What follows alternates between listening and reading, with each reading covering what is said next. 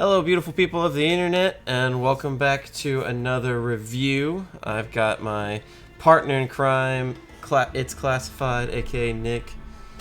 At this point, I'm gonna keep saying it wrong because it's a meme at this point. What? I don't know. She said it wrong.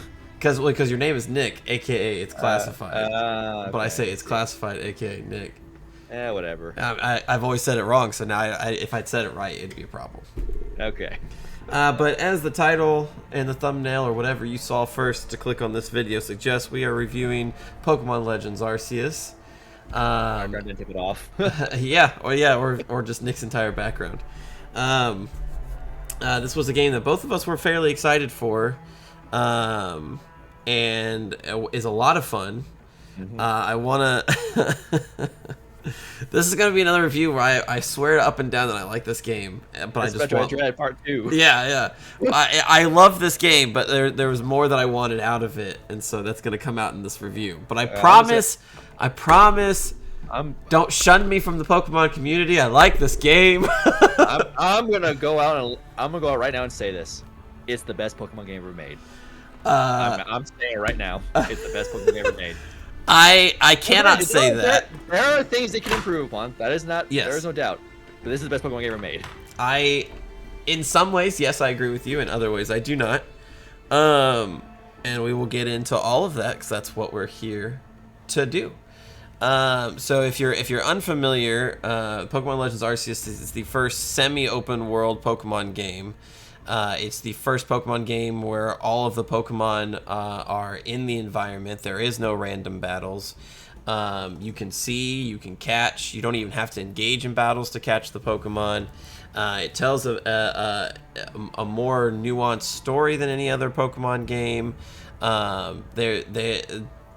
Game Freak literally tried to make this something completely unique to the rest of the franchise, and on that I say they succeeded. There's a lot of different layers to this one, so we'll just get straight into it.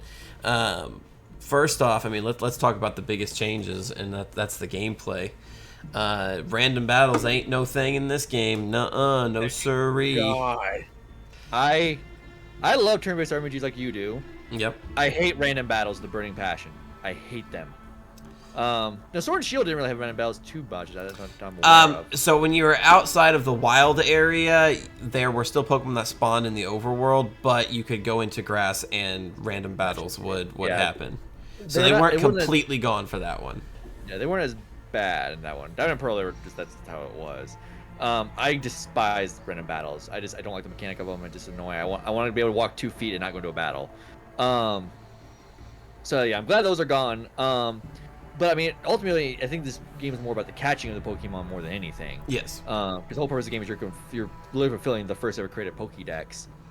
Now I wasn't never in Pokemon as much as you were. You've been Pokemon since the beginning. I really jumped into the Switch era. But I never really feel like the mechanic of having to battle the thing constantly to catch the thing.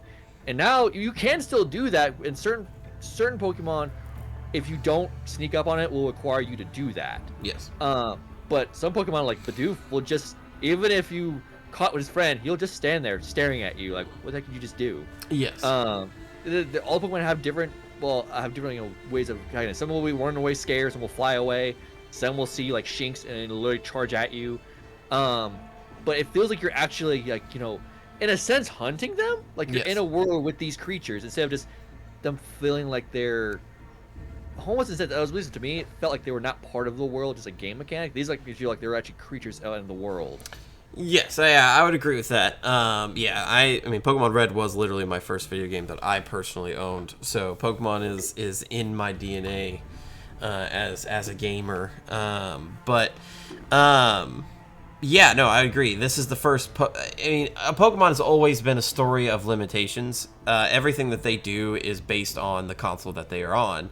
And so now that there is no such thing as the Nintendo handheld anymore, and we have the Switch, they are Game Freak unleashed at this point. And so I think that's why we've seen such rapid gameplay differences in all of the Switch era Pokemon games, is because Game Freak is like, oh shit, we can do this now. Oh yeah, we can do this now. Oh hey, this has been on the idea board forever. Let's try this.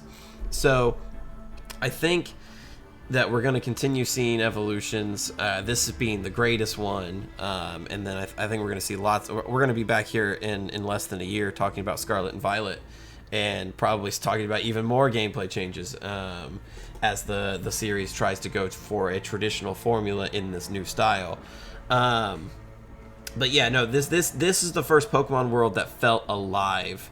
And I don't just mean that in the gameplay, I also mean that in the story too, which we'll get to in a little while. But I 100% agree. The Pokemon are in specific environments, with a few weird exceptions in some of them, but for the most part, like the water Pokemon are in the coastal area. The ice and steel Pokemon are in the mountainous or the ice area. Like, they do a really good job of making this world feel alive, and like it actually naturally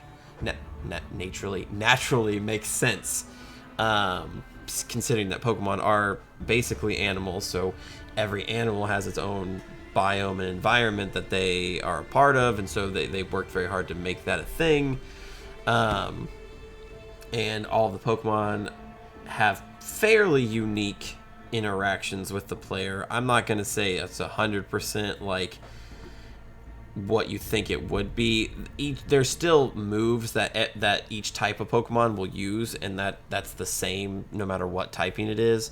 So we're not to a point where like Shinx will charge at you using Spark, but if you encountered Pikachu, it'll use Thunderball. Like, we're not to that point yet. They just very generically, oh, I'm an electric type Pokemon. I shoot lightning at you when I'm threatened. Or I'm a flying Pokemon, so I shoot air at you when I'm threatened. But you know, the fact that they're interacting with the player outside of a battle in the overworld in general is a giant step forward for the series. For sure, it's the first time the trainer can ever get hurt. Yes. Pokemon. Yeah. I mean, in the past, when you would lose a battle, you black out from, assumedly, the shame of losing the battle. Yeah, the trainer's fine. But in this game, no. For the most part, your trainer is the one taking the beating.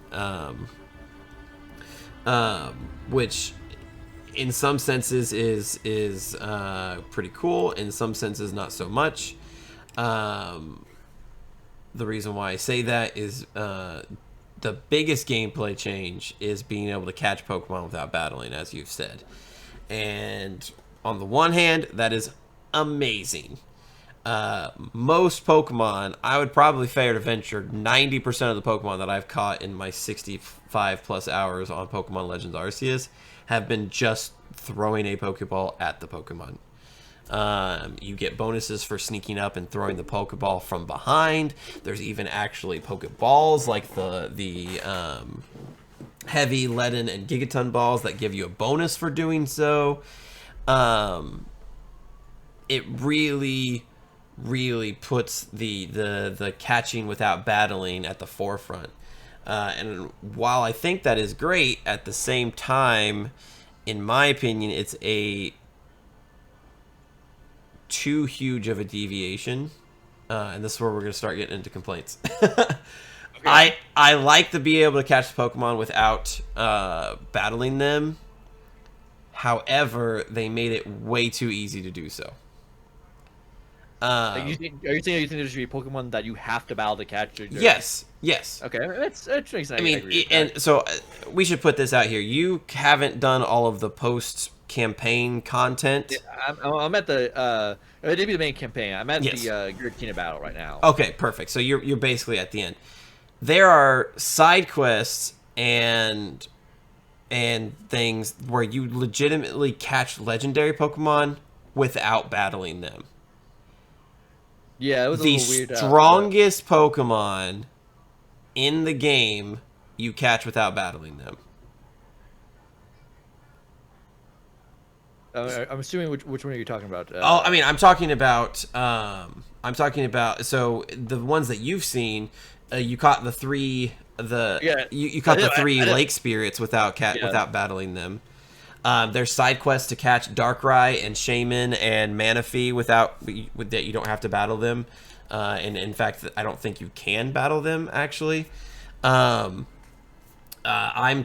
going after the three elemental gods, Landorus, Tornadus, and Thunderous right now, and you straight up cannot battle them. So the strongest Pokemon still are just resorted down to this mechanic of I just have to get behind you and hit you with a Gigaton Ball, and that's going to give me the greatest chance of capturing you. Not only that, but I can stun you with mud balls and spider balls, well, sticky web balls, to make getting behind you a non-issue, and I can hit you with a Gigaton Ball. So I love the mechanic of catching normal Pokemon without it, because why the hell do I have to battle a level 2 Bidoof to catch him? I'm pretty sure he's going to go in the Pokeball. It's fine. But I agree. Like the late spirits should have been a battle. I'll agree with that point. Because there are certain Pokemon that should be a battle. Like Dialga. I mean, slight spoilers. I mean, this game's based in the Sinnoh region. It's called Asui, but it's the Sinnoh region. So it follows a lot of the similar story beats of Diamond and Pearl. Yes. I think better told. Yes. But Dialga and Palkia are in the game. I mean, it's not really too much. You kind of see in the trailers. But you do have to fight them to get them. And I agree that the legendaries. You know, maybe not all legendaries. Like I've seen some maybe like more early stage legendaries, maybe not. But like Dialga and Palkia, they're literally the gods of space and time. Yeah, they should be fought. Yeah. So I could see that. And I do felt like when I was catching the spirits, that they should have been like fighting. Because not only does those Pokemon provide a challenging battle because they are so strong and legendary Pokemon, but they also test, your restraint too. Like, if you want to capture this Pokemon, you best not KO it, because you only have one chance. And any of the Pokemon in this game that you do battle for legendaries, if you KO them, it just restarts the battle. Which is... Now, I will say, in this game's context, it makes sense why it has that mechanic. Because the whole point of the game is to fulfill the Pokédex. Yes. You KO them, you can't fulfill the Pokédex. Yes, so and I agree with that. I agree with that. But still, not taking on Cresselia and not having to battle her, like... I agree. You should be able to battle them. Like that's my thing. So, like, I think they went too far into the catching mechanic and did not lean enough into the battle mechanics, which sucks because they made battles so much better and gave so many improvements to raising Pokemon and stuff in this game. So it's like Pokemon's always been about exploration and battling. And this game, to a lot of its strength, goes super into exploring, which is awesome because we're uncovering this new world, we're encountering these new Pokemon, yada, yada, yada.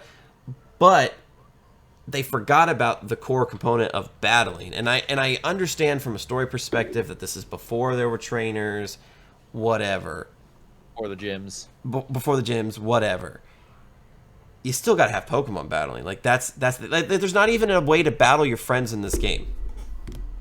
I mean, that is a little weird. There are some touch-ups I feel you can make with the battling. just more of it. Yes. But as you said, because I mean, it is to an extreme. It is the best. I think the best the battling's ever been. Because one thing that I kind of was thinking about it, noticing the battle system. Let's Go, Sword and Shield, and Diamond and Pearl. So all the games on this generation all still use the way of you just click through the menus to check your moves, stuff like that, which is still normal for a turn-based RPGs, clicking through menus. But I noticed when you look at this game's menus, it follows close to the Persona style of the thing. Is each menu action is tied to a button. Yeah. So you click that button and then you just click the thing. So it makes it battles a lot more snappier and stuff. I have to click down to items, then click with that. Yeah, it's a little touch, but it makes things so much faster pace. And also it adds in Pokemon before, it was one Pokemon goes, then the other Pokemon goes. It just turns back and forth as a turn-based game is. But you can add some strategy to it. And they add a lot more strategy to this with the additions of Agile Style and Strong Style. Yeah. Agile Style means you get an extra turn, but you're going to be weaker. Strong Style is you're going to lose a turn, but you hit stronger. Yes. So it adds a more element of a strategy into this mix. So I do think it could use a bit more refinement before we go into like super competitive play with that style. Yeah. But I like the idea of it. Yeah. A lot. It's way better than Dynamax, I feel. And the coolest thing in my opinion too is Pokemon no longer forget moves. So good. So good. So in the past, when you had 4 moves, when your Pokemon leveled up and learned another one, you'd have to forget one. In this game, the Pokemon never forgets the moves. It just goes into a long list of moves that it has access to that you can change the 4 moves that you're currently using at any time.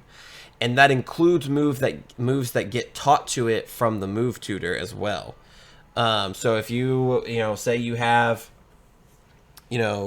your Hippowdon, whose strongest ground type move is high horsepower, but you're facing a Pokemon that consistently is faster than you. Well, hey, why don't you switch out high horsepower for Bulldoze? That way, it lowers the speed stat. That way, you can have a better chance of defeating the Pokemon, and you can make those adjustments at any time from the menu, which is fantastic. Oh yeah. Because it sucks to have to need a move that you have to forget another move and you don't know that you're going to get that back. In this game, it's no big deal. You just change out the moves that you want.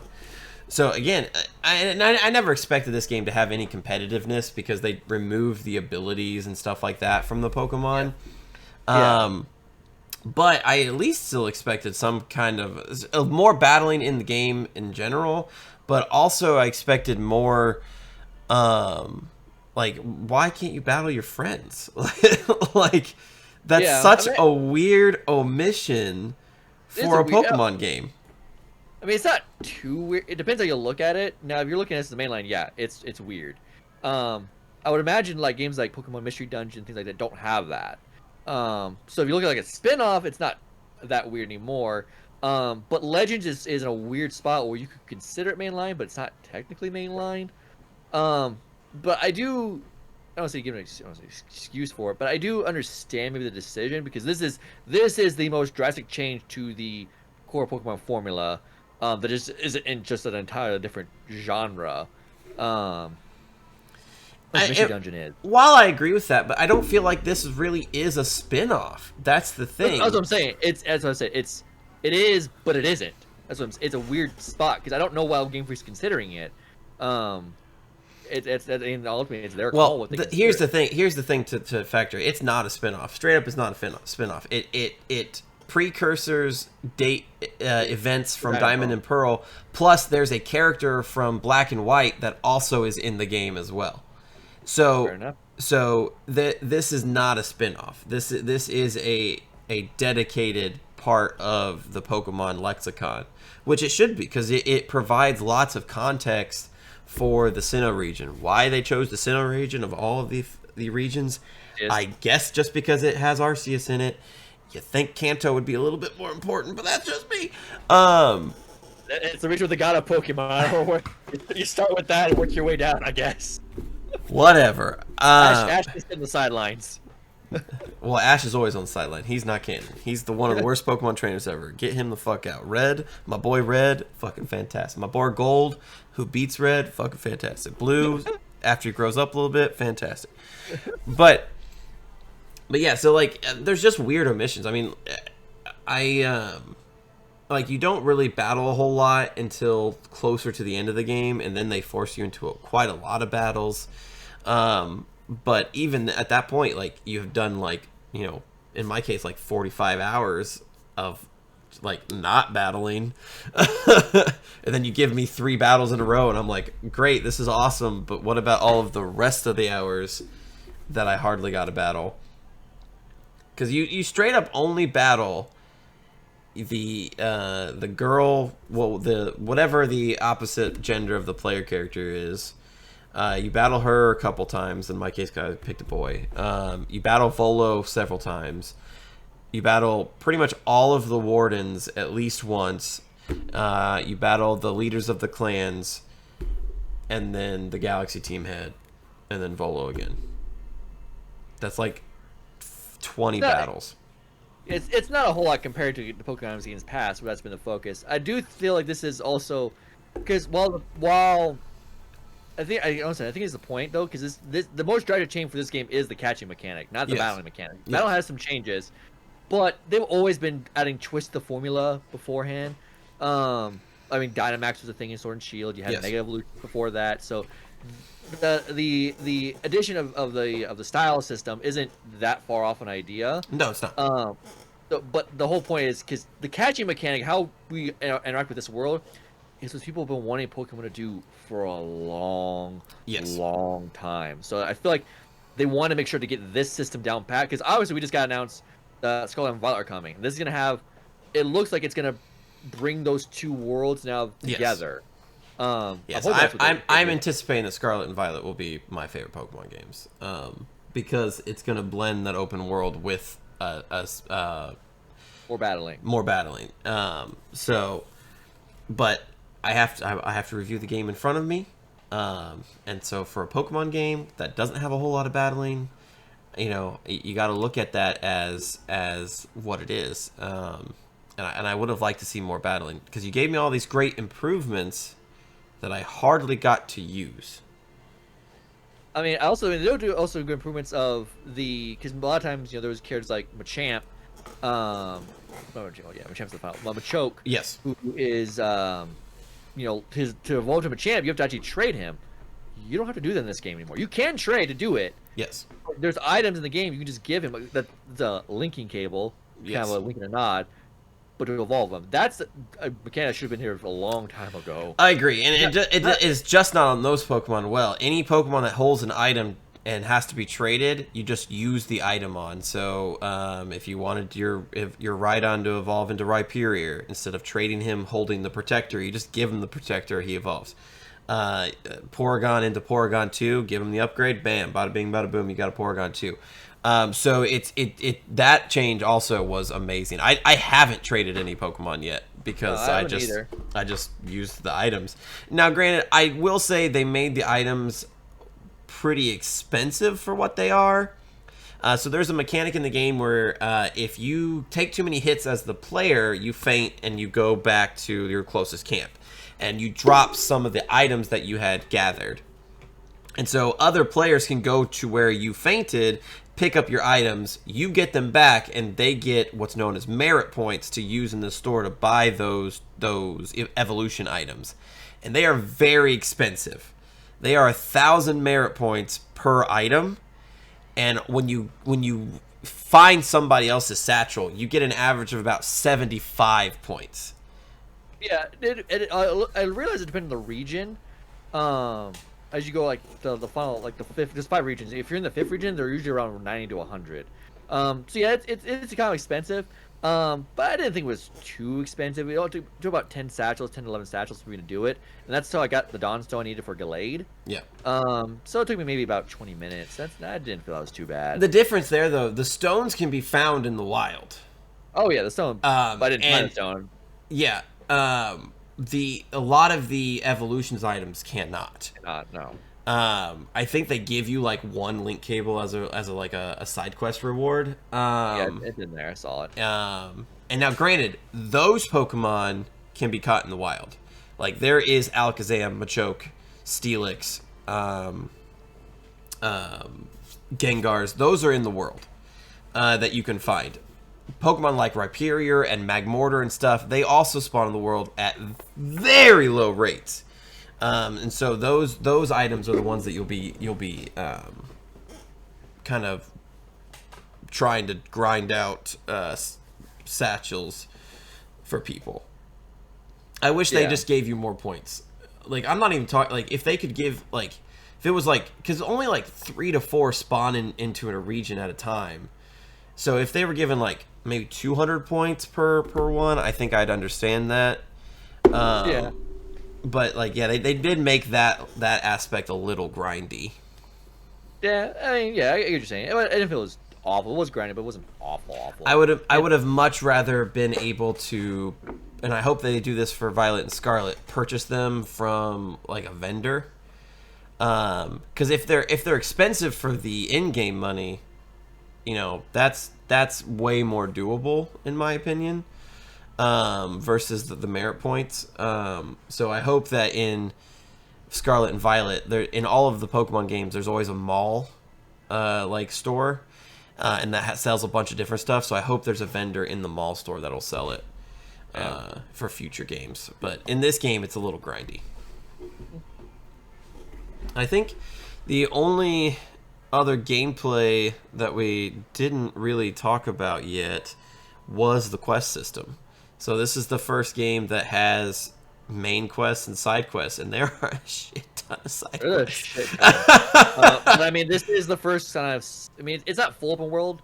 It's like 5 hub worlds, kind of. It's semi-open world, yeah. It's semi-open world. It's very almost Monster Hunter-esque. Very Monster Hunter-esque. Yeah. So it's not surprising it has missions and quests. I mean, that's a staple of any open world game. So it's more, it kind of makes sense. Like, of course, if Pokemon goes open world, it's gonna have missions and quests. Yes. So, but I thought fine. Yeah, I it's just a big departure from the game that I hope that they continue in Scarlet and Violet as well, to a lesser degree, because you have the mission of the gyms. Going after the gyms. But like, if you went to a town and they're like, hey, there's all these things to do, I'd be like, okay, cool. I really like how they handled the side quest mechanic in this game, because it ties directly into the story. So many open world games get side quests wrong. They're just errands that you do and you get EXP and then that's it. The best ones are the ones where the impact of your side quest actually affects the world, and this game does that in spades. So this is a little bit of a spoiler into the story section of this review, but this is a time that people are very unsure of Pokemon, and through you doing the side quest and basically helping the townspeople of Jubilife Village interact with Pokemon more, the village starts to fill up with Pokemon. People's attitudes towards Pokemon change. Like, it's a really cool mark of progression through the game, from the beginning of the game where people are like, oh my god, Pokemon are scary, to look at all these Pokemon in the village, they're so helpful. Like, yeah, wild Pokemon are scary, but like they can be, tamed and helpful. From squishing berries as we gave a Geodude to a lady, to giving a ground type Pokemon to farmers to help plow fields. Giving lumber to Bidoof. Yep. Mr. Mime becoming a town guard with its walls. Like they do a lot of cool things with the side quests in this game, just beyond going, hey, can you bring me this item? Hey, here's money and EXP, thanks. No, it's, hey, bring me this item because bring me this Pokemon because I want to be inspired by its hairdo so that I can cut more hairdos in the salon. Or, hey, these two gendered Pokemon have different patterns. Bring them to me so I can study the patterns and make new clothes out of it. Like, they made a point to make the side quest very impactful to the village and determine its growth. Oh yeah, as Kenny said earlier, it tied in the game and made it feel more alive. It's the most alive a Pokemon game to me has ever felt. Yeah. And then the only other one that we haven't talked about is the noble Pokemon battles. I thought they were pretty neat. There were some I was like on. Avalugg. Avalugg was because I didn't like how it was just locked to one thing. Yep. I also, slight spoiler again. We're gonna begin the story quickly because we're kind of spoiling the story. But the battle, the final battle for the credits roll. There's more battles after the fact, but the credits roll, you're gonna fight either Dialga or Palkia, depending on who. You're gonna choose one of the clan leaders who worships one of them, and you'll have to fight the other one. Yep. So I fought Dialga as the final boss. I also fought Dialga as the final boss. Fair enough. I wanted Palkia, so yeah. But the when I fought Dialga, I never had to throw out a Pokemon, because the way the battles work is you're gonna throw bombs at them, get their health bar a little down, and then they'll get stunned, and you're gonna throw a Pokemon to really stun them. That way you can just do extra damage when you throw the bombs again. But I didn't have to throw a Pokemon at once at Dialga, so it was a little odd. Now he had a lot of AOE attacks. Yeah. But when I got him all the way down, I'm like, okay, it's probably like multiple ways. I'm gonna throw a Pokemon out, and it just ended like, oh, okay. Yeah, again, you didn't have to fight it. You didn't have to fight a legendary Pokemon. Well, you're fighting him by chucking not Pokeballs at him. Yeah, these noble Pokemon are like guardians, and they're worshipped by the two tribes, the two clans. And so some of them get frenzied when they get struck by Arceus lightning. And so you have to, they make these balms out of their favorite foods, and you literally just have to pelt them with it until they come to their senses. And they're kind of fun because you have to dodge the attacks and stuff, but like the 4th and 5th ones, Electrode and Avalugg, sucked so much. They were difficult. Like both of them had homing attacks, and like you're a 15-year-old kid, so you can't take too many hits. Now I will say, they were both difficult, but I thought Electrode was fun. Yeah, no, Electrode was fun. I will say that Electrode was fun. Avalugg was miserable. Yeah, Avalugg I had to try like 4 or 5 times. Yeah. And granted, a lot of it was me being greedy, but like also like just fuck, man. Why do you have that many attacks? That's ridiculous. Yeah, but I didn't like why don't we get into story, since like I said, like we both said, this story goes beyond the normal Pokemon formula of, hey, you're a kid, here's a Pokemon, go beat those 8 gym leaders, you find a criminal organization, take them out, I guess, and then go and be the greatest Pokemon trainer that region ever knows. Go catch some legendary Pokemon, fill the Pokedex, thank you, come again next time. But this one, since there's no gyms, this is before the Sinnoh region was completely civilized.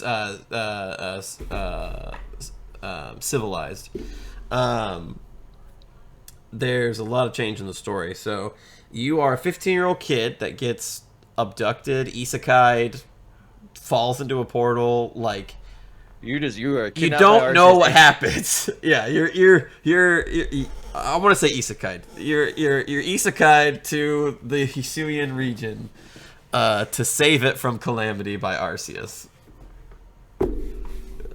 Best anime I've ever seen. Anime. And so Arceus upgrades your iPhone to a sweet Arc phone that's completely unwieldy and just looks like shit. He puts it back in his pocket. How does it fit? It doesn't fit, man. It doesn't fit. He had to like strap it to his under his belt or something and just carry it around on the back. I assume he puts it in his satchel after paying the guy enough to get enough spaces for it. But you know, I fuck that guy. I fuck that guy. But so you land on a Prelude Beach because Game Freak's not that intelligent. And you meet Professor Laventon, who has an Oshawott, Rowlet, and Cyndaquil with him. They run off. He gives you 50 Pokeballs and says, "Go out and catch them." I did it in 4 Pokeballs. I missed one on Piplup, but 4 Pokeballs. I didn't need 50 balls, dude. And he even says after that he gives you to him, like, "Hey, if you need more, come back and see me," dude. And the funny thing is, it ties into the whole thing of they're all freaked out about it because he sees you catch them like immediately, and he's like, "How'd you do that? No one does that." And the kid's just like, "Yeah, your play character's just like, dude, this dude." And so he thinks you're pretty darn cool for capturing those scary ass baby Pokemon. So he brings you back into Jubilife Village. You trust him for some reason, and tell him what you saw in this like lucid dream that before you got isekai'd, and he wants to help you. So he gets you into to try out for the Galaxy team, which are this group of Pokemon researchers that are based in Jubilife Village, and there's 3. It's how do I explain this? So they're not just worried about they want to research Pokemon in all ways. So there's three different branches of the Galaxy team. You have the Explorer Corps, which is or the Survey Corps, or whatever they call it, which is what you're a part of, who go out and research Pokemon and complete the Pokedex. You have the Security Corps, who defend the village. And then you have I can't remember what they call them, but it's basically the Support Corps. So that's where the merchants gather items and stuff like that. And so you get introduced to the leader of the survey team, who is named Silene, who is indeed the ancestor to Cyrus, down to the same fucking face. And she basically says, nah, brah, you fell from the sky. Get the fuck out. And Leventa's like, no, he caught Pokemon with no issue at all. Because those catch rates were 100% because Game Freak put him in. So he's really, really good. Let's give him a shot. And so you go through this trial that you have to catch a Shinx, Bidoof, and a Starly. Very easy. Very easy. After picking your starter. And then you are inducted into the Survey Corps. And so you go out on your first expedition. You learn the ropes from the other gender of the player character. And get greeted by one of the members of the Diamond Clan. Her name is Mai. She has a Munchlax. She calls you a piece of shit for capturing Pokemon in balls and is like, hey, my fucking Munchlax and I are friends. It's about time someone said it, though, honestly. Yeah.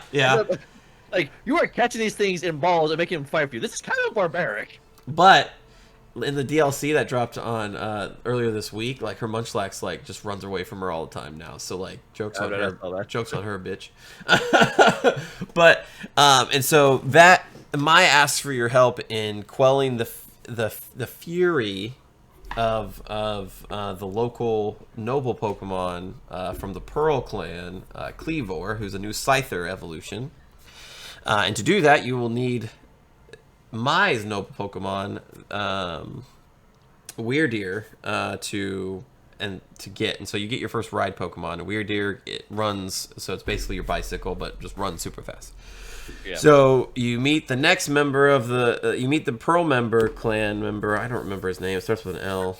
It's Pearl Clan is Arita. I know the leader. I'm talking about the kid that is responsible for Cleavor.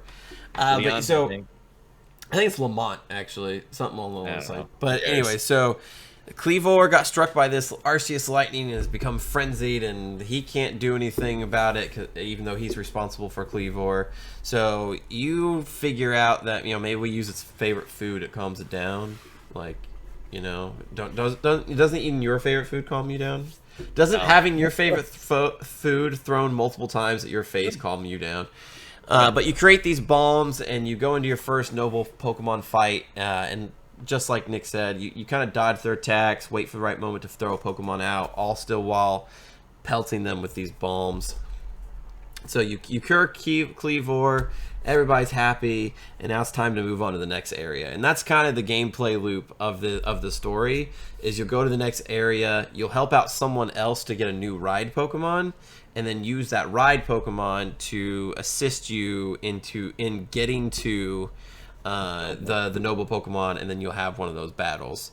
And so the 5 noble Pokemon are, again, Cleavor, the Hisuian form of Lilligant. She's a ballerina, which is super cool. Arcanine. Yeah, Arcanine. Hisuian Arcanine, who has one of the worst typings in Pokemon. Hisuian Electrode, which is pretty cool, because the Pokeballs are made out of wood and stuff now. They gave him so weird. Yeah, they gave him a wood finish on Electrode, and Voltorb, which is super cool. And then Avalugg. And so as you're going through, you're also meeting more members of the Diamond and Pearl clan who have been not necessarily at war, but at odds, because they each worship a different deity that they both call Sinnoh. So the Pearl clan thinks that Sinnoh is the god of space, and the Diamond clan thinks that Sinnoh is the god of time, and they're both basically like, our god is the real god.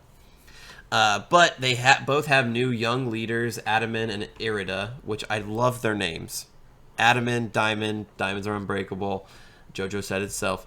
And Irida, pearls are iridescent. It's just Game Freak's naming conventions sometimes are just right on. It's almost Ace Attorney's naming convention. True.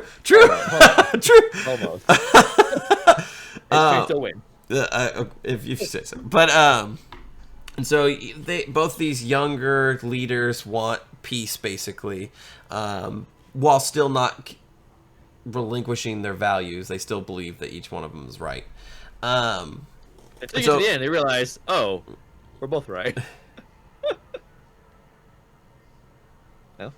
Yeah, no, they both are right Yeah. and wrong all at the same time. But so you go and help out all the noble Pokemon in hopes that it gets you closer to Arceus, so that you can get the fuck out or figure out why you're here. And so the source of all this lightning is this like space-time anomaly above Mount Cornet. And so as you go through these areas, it's basically leading you closer to Mount Cornet. And so you defeat all the noble Pokemon, and then the leader of the Galaxy team, Commander Commodore, is like, all right, we're taking the war straight to the space-time anomaly. And so as you're about to do that, you kind of get kicked out of the Galaxy team, because since you also came out of the space-time anomaly, you're not to be trusted. Which kind of sucks. That's a really hard time, not being able to buy things. Or the dumb thing about that is literally nobody agreed with him. Yeah. And they still followed his orders. Like, you could just tell him no. Yeah, Silene, who's portrayed as this hard ass, like, sticks up for you and is like, all of the camps will still give you stuff as you try to prove your innocence, that this has nothing to do with you. And so you crash the attack on Mount Cornet, beat Commodore in a Pokemon battle, and he's like wearing this like Pokemon armor, which is like super cool.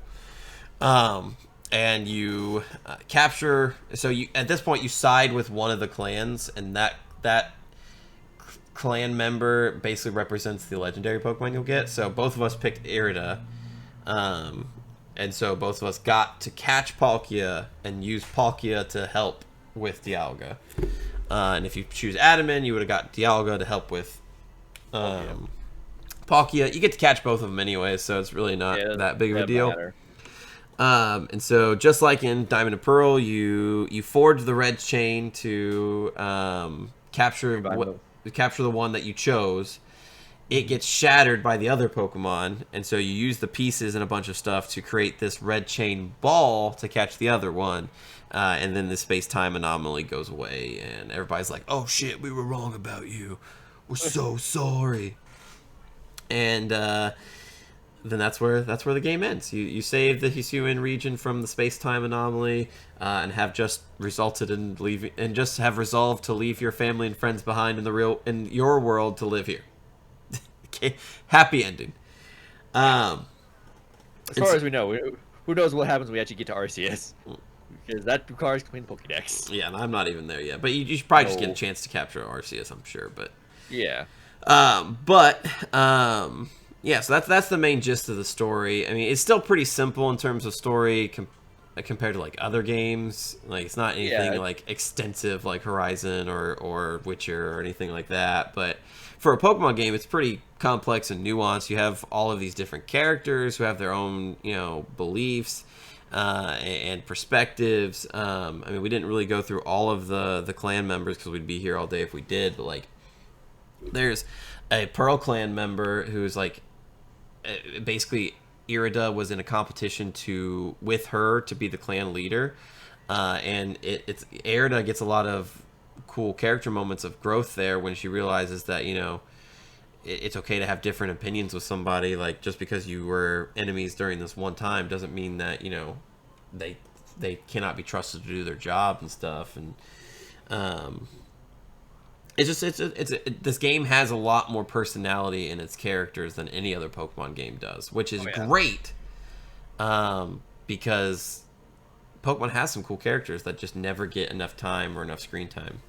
No. I will say, though, that leads me to another complaint that I have with this game: the lack of voice acting. Yeah, that's a complaint. I think this would have been a good time to introduce voice acting to the franchise. Yeah, just like Breath of the Wild was the first Zelda to have voice acting, I think this should have been the first Pokemon game to have voice acting. Because in all of the cutscenes where you're talking to somebody, their lips move like they're talking. Yeah. So why don't you just get a voice cast in there, man? And just Yeah, I hope Scarlet and Violet go that direction and get some voices in there. I don't know if they will. I mean, Pokemon can afford it. Yeah. It's Pokemon, so I don't. I agree. It did feel a little odd, that they didn't have voices. Yeah, especially like you said you beat Giratina already. I'm at the Giratina fight. I lost the first time. Okay, so you saw the cutscene where Volo calls him out. Yeah, no, Vola should have had a voice. Absolutely. Absolutely should have had a voice. Like that scene is so cool. Sorry for spoilers. Don't trust Volo, but like that scene would have been so cool with voice acting.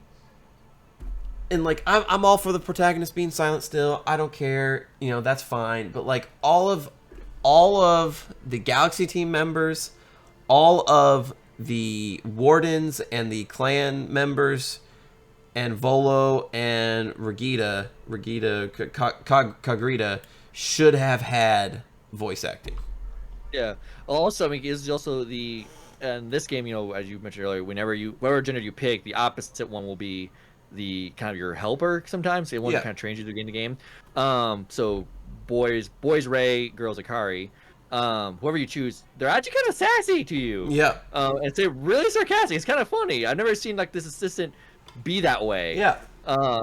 Which would have been heightened by the voice acting. You hear them be sarcastic. Yeah. So little touch-ups here and there, but ultimately, I mean, I think enough steps were made out of this franchise and needed to make. Yeah, and like I said, I like all of the story beats. I really feel like it fleshes out the Sinnoh region a lot better. So if you played Diamond and Pearl, like there's tons of references to it. Obviously, you basically uncover how Sinnoh got its name. Sinnoh was the Hisuian region, and now it's the Sinnoh region, thanks to the Diamond and Pearl clan. You know, you kind of get context to why Cyrus is so obsessed with Palkia and Dialga, because his ancestor Silene was a Galaxy team member. There's just lots of cool things. I hope that Pokemon takes greater chances in terms of storytelling. I mean, you can't go too hard because these are still kids games. We're two adults that are reviewing a kids game. But I think Pokemon's ready for some more nuanced storylines. And they have tried that in the past. With Black and White, your rival character, his name was N. He straight up did not like catching Pokemon and believed that Pokemon should be free. So, like, they have attempted at nuanced storylines in the past. But again, Pokemon's always been a franchise of limitations, and now it does not have those limitations. So you can go all out. And really tell a good compelling storyline that still has the normal themes of Pokemon for the kids, but adults will be like, you know what, this isn't bad writing. Well, I think those are the major parts of the game. Yeah, I think we covered the bases. Any final thoughts? Any things that we missed that you'd like to talk about in the game? No, I mean, I feel like we covered everything.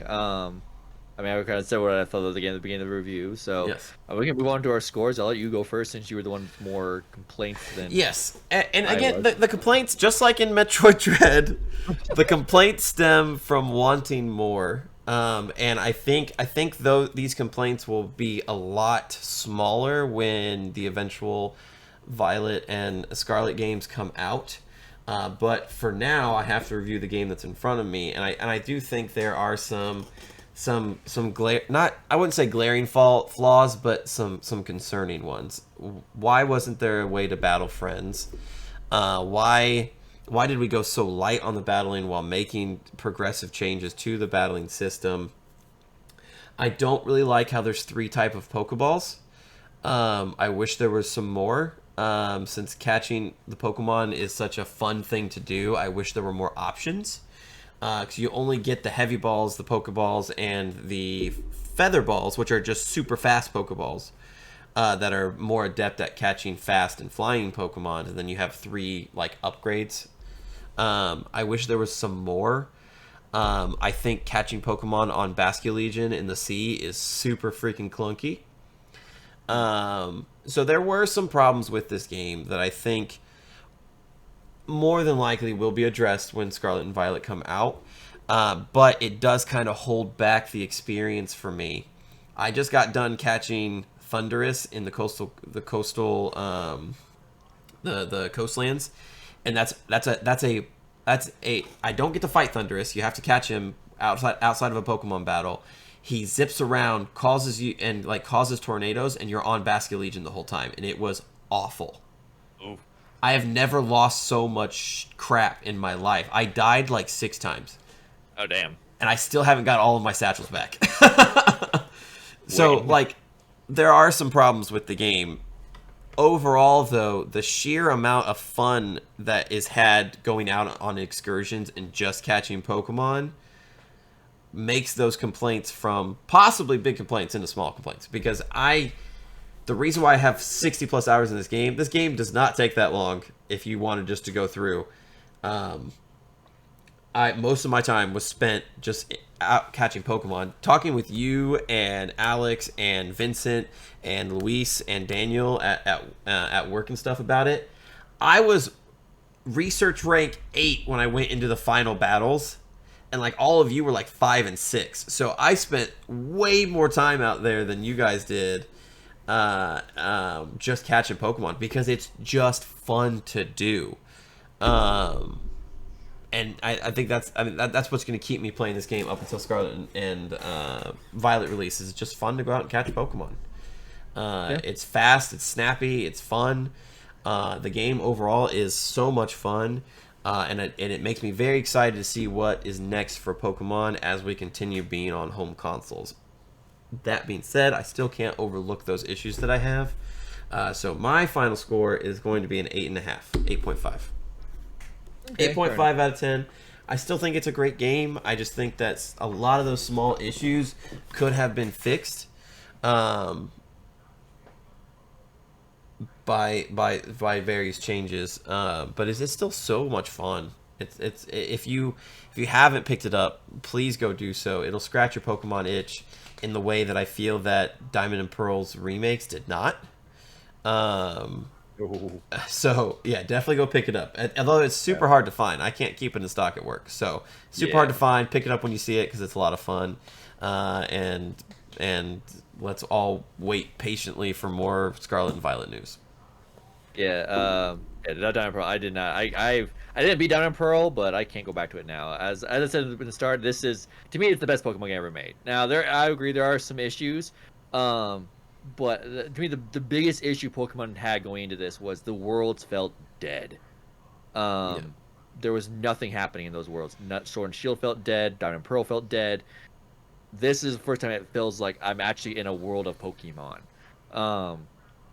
And just that fixing that alone is works in spades for this game. I mean, yeah, you spent more time catching the Pokemon than I did, but I mean, it just made catching the Pokemon just so much more fun. I can spend hours. I mean, it's kind of a reversal of roles, but you a lot of times you go into grass in old Pokemon games, and there's a Pokemon waiting to fight you in there. Now you're the one hiding in the grass trying to get the Pokemon. So it's kind of funny, but they do that. The sped up the battling. One thing I didn't even touch on is the UI. The UI is right from Breath of the Wild. It is straight up Breath of the Wild's UI. Yep. But they speed it up because in old Pokemon games, oh, I fought a battle. I gave you 5 menu screens. You click through, and then I'm going to show you your XP gains. You got to click through, and then we'll go back to the game world. This is the fight starts immediately in the world you're in. No deal thing. And when you see the fight's end, you walk away, and there's a little side that shows you what your XP gains were, and you can just keep playing. Yep. It doesn't waste your time, and I legitimately, I mean, I'll see what's going on. I do have some questions Scarlet and Violet. I'm glad it's open world, but I gotta keep some of these strides that Legends have made. It's gotta keep some of them. It can't go back, because I can't go back to Diamond and Pearl or Sword and Shield. It's just those games. Yeah, there's some things those games so it needs, like the battling other people and stuff like that. But as a whole, I can't go back. This is to me what Pokemon should be like. Just maybe again a few touch-ups here and there. But this is to me, the ideal Pokemon game. I'm gonna give it a little higher than you did. I'm gonna give it a 9 out of 10. All right. So split the difference, 8.75 out of 10. But yeah, I figured you were going to give it around there since you're proclaiming it's your favorite Pokemon game. So all around solid game. Please pick it up and buy it. I mean, it was the first major game of the year, so and already a solid game of the year contender, in my opinion at least, with lots of those releasing last month in February too that we're both still working through. Too many open world games right now. But that is going to conclude our review for Pokemon Legends Arceus. Nick, where can the lovely people find you? So you can find me on Twitch at its_classified__. If you're watching this on YouTube, on my channel, you already found it then. If you're watching this his channel, it's classified games. And you can also find me on Twitter at its__classified. Yep, and you can find me on my Twitch channel Monday, Tuesday, Thursdays, and Fridays at dandylion_777. My Twitter is dandy_lion777. So you can see all my hot retweets of Nick's tweets, as well as some of my own, and like when I'm announcing when I'm going live and stuff on Twitch. And if you're watching this on Nick's channel, my YouTube is also just dandylion777. If you're watching this on my channel, hey, great, you found it. Go check out some of our other reviews. But that is going to conclude this one. So we will see you next time, probably with a Horizon Forbidden West review or something along those lines. Something. There's too much going on. So we will see you in the next video, and thank you so much for watching this one. See ya. Adios.